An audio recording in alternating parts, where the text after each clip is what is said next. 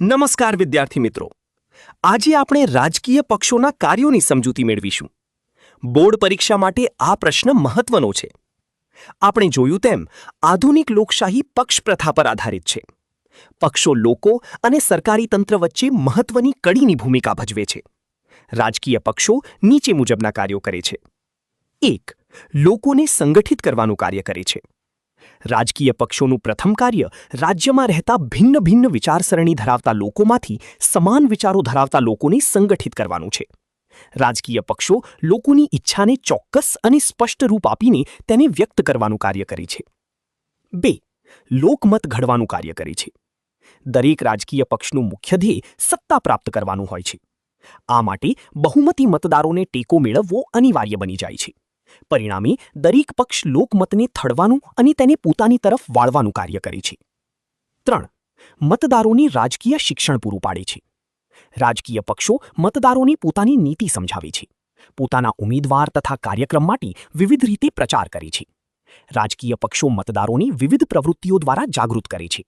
ટૂંકમાં મતદારોને રાજકીય સમજ આપીને પક્ષ ચૂંટણી સમયે તેમની નિર્ણય કરવા પ્રોત્સાહન પૂરું પાડે છે. આમ રાજકીય પક્ષી મતદારોને રાજકીય શિક્ષણ પૂરું પાડે છે. 4. સરકારની રચના કરવાનું કાર્ય કરે છે. રાજકીય સત્તા પ્રાપ્ત કરવી અને સરકારની રચના કરવી એ કોઈપણ રાજકીય પલનું સૌથી મહત્વનું કાર્ય અથવા ધ્યેય છે. સંસદીય લોકશાહીમાં જે પક્ષની ધારાસભાના નીચલા ગૃહમાં બહુમતી બેઠકો મળી તે સરકારની રચના કરે છે અને તે દ્વારા તેણે જાહેર કરેલા કાર્યક્રમો, નીતિઓ, ધ્યેયો વગેરેને અમલમાં મૂકવાનો પ્રયાસ કરે છે. 5. વૈકલ્પિક સરકાર રચવાની તક પૂરી પાડે છે. સંસદીય શાસન પ્રથામાં કોઈ એક જ પક્ષ કાયમ માટે સત્તા પર રહેતો નથી. કોઈ કારણસર સત્તાધારી પક્ષ બહુમતી ગુમાવી તો વિરોધ પક્ષ વૈકલ્પિક સરકારની રચના કરે છે.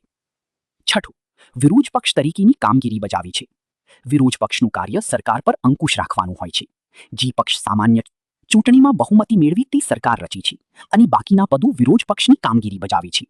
વિરોધ પલનું મુખ્ય કાર્ય સરકારની ખામીઓ, ઉણપો, ગેરરીતિઓ વગેરે ખુલ્લી કરવાનું અને તેવી નીતિઓની ટીકા કરવાનું છે. વિરોધ પલ જો જાગૃત હોય તો સરકારની ખડી પગે રહેવું પડે છે. આ રીતે વિરોધ પક્ષ સરકારની સત્તાનો દુરુપયોગ કરતા રોકે છે. 7. લોકો અને સરકારને સાંકળવાનું કાર્ય કરે છે.